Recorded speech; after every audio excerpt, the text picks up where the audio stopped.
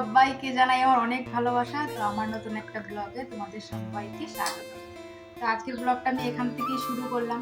সকালের কাজকর্ম সেরে স্নান করে পুজো টুজো দিয়ে পুরো রান্নাঘরে এসে তারপর ব্লগটা স্টার্ট করলাম। তো এখানে ভাত আমি বসিয়ে দিয়েছি। এখন সবজিটা তৈরি করবো। চলো দেখি। তো আমার ভাতটা মোটামুটি হয়ে গেছে, এখানে ভাত হয়ে এসছে। ভাতের মাঠটা ধরিয়ে নেব। আর আজ ভাবছি কিছু অন্যরকম একটু রান্না করবো। অন্যরকম মানে কাল মৌলা মাছ রেখেছিল। মৌলা মাছ মানে আমাদের ওয়েস্ট বেঙ্গলে বলে মৌলা মাছ, আর এখানের আসামিসরা বলে মাছ। আসলে যেটার কি নাম সেটা আমিও জানি না। তো এটা দিয়ে একটু চটপটা কিছু বানাবো। চলো তোমাদেরও দেখাবো। এটা বানানোর জন্য আমি নিয়ে নিয়েছি বেগুন, পেঁয়াজ, রসুন, কাঁচা লঙ্কা, আলুও লাগবে, সেটা আনতে ভুলে গেছি। তারা নিয়েছি। আগে ভাতের মাঠটা ঝরিয়ে নি, ভাত হয়ে গেছে।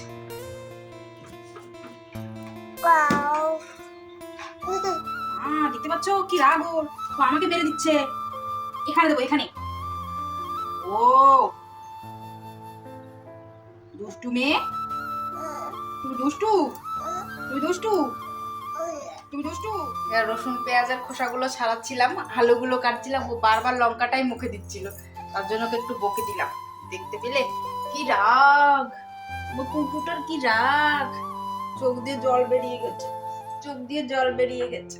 মোটামুটি সবকিছু গুছিয়ে নিয়েছি সবজিটা রান্না করার জন্য। এখানে ছোট ছোট করে বেগুন কেটে নিয়েছি, চিকন চিকন করে, দেখতে পাচ্ছ। তো বেগুনটা একটু মোটা হয়ে গেছে কাটা, ঠিক আছে, তবুও চলছি। আলু কেটে নিয়েছি কুচি কুচি করে, কাঁচা লঙ্কা, পেঁয়াজ, টমেটো আর একটু রসুন থেতো করে নিয়েছি। আরো সবজি দেওয়া যায়, তবু আমার কাছে আর নেই, এটাই আছে। আর কি আর রান্না করবো বলো, দেখেন অবস্থা। দেখতে পাচ্ছ, যখনই আমি রান্না করতে আসি তখনই কান্নাকাটি শুরু করে দেয়। ওকে ওই ঘরে রেখে এসেছিলাম, কিন্তু আবার চলে এসেছে কান্না করতে। ওর বাবা ডিউটি থেকে এসে আবার একটু অন্য কাজে গেল, বললো যে কি একটা কাজ মনে পড়ে গেছে, তো সেখানে গেছে, তো ঘরে নেই। সেই জন্য আমাকে নিয়ে নিয়ে কাজ করতে হবে। খালি দুষ্টু। একে আগে ঠান্ডা করে নি, বুঝলে, তারপর রান্না বান্না করবো। অনেক চেষ্টার ফলেও মেয়েকে ঘুম পাড়াতে পারলাম না, তো বাধ্য হয়ে বিছনা থেকে উঠেই গেছি। দেখো দুই ভাই বোন এখন বদমাইশি শুরু করেছে। তো কি আর করা যাবে, এভাবেই আমাকে রান্নাটা কমপ্লিট করতে হবে, তো সেটাই করি।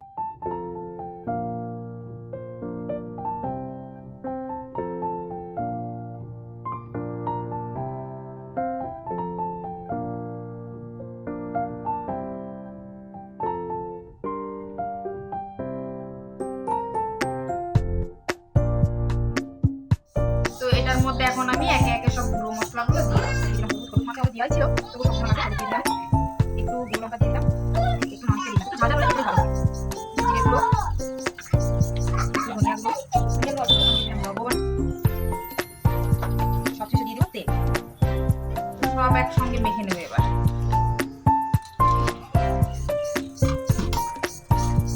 এদিকে সাইডে রেখে, তো কড়াই বসিয়ে দিয়েছি, তেলও দিয়ে দিয়েছি কড়াইতে।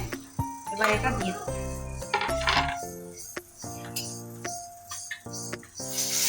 নাড়াচাড়া করলে মাছগুলো ভেজে যাবে, ওই জন্য বেশি নাড়াচাড়া করবো না। এটা ধুয়ে একটু জল দিয়ে দেবো। জল দিয়ে দিলে এটা কি হবে, একটু সিদ্ধ হবে তাড়াতাড়ি।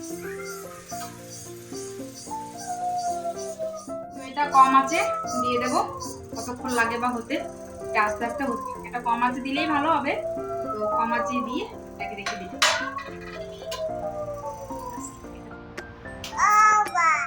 কি মা বলো, মা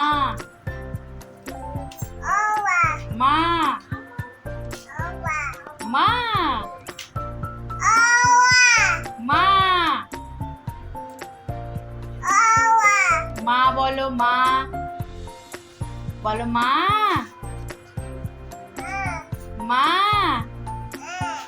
মা বলবে না, বলবে না, মা বলো, মা মা বলবে না, দেখেছো মা বলবে না।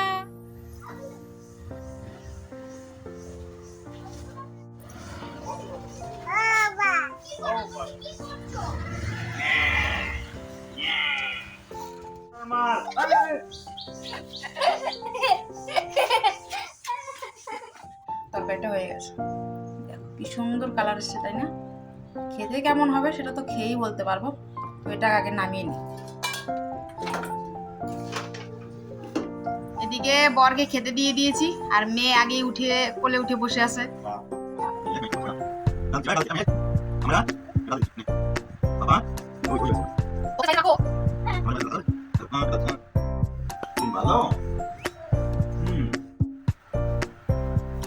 গাইস, একটা মধ্যবিত্ত ফ্যামিলির যখন দুটো বাচ্চা থাকে, রাখার কেউ না থাকে, এটা হচ্ছে রিয়েলিটি।